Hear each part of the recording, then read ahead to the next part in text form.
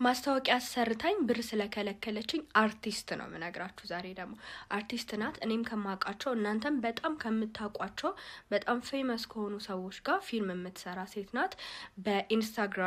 በኢንስታግራም ጻፈች ቲክቶክ ላይ ጽፋልኝ አላየሁትም ነበር ኢንስታግራም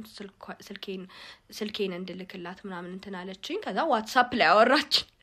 ከዛ ተደዋወልን ምናምን ከዛ በኋላ እኔ እንደውም ቢዚ ነበርኩኝ ቀረውኝ ሰው መች ነው የምመጪው ሌላ ቦታ ስለምሄድ ምናምን ብላ ሄድኩኝ ሰራሁኝ የኔ ፓኬጅ የማስታወቂያ ፓኬጅ በቪውላ ነው ማስቀምጠው ቪው የዚህን ያህል ብዬ የሷ 400 ምናምን ሺ ታይቷል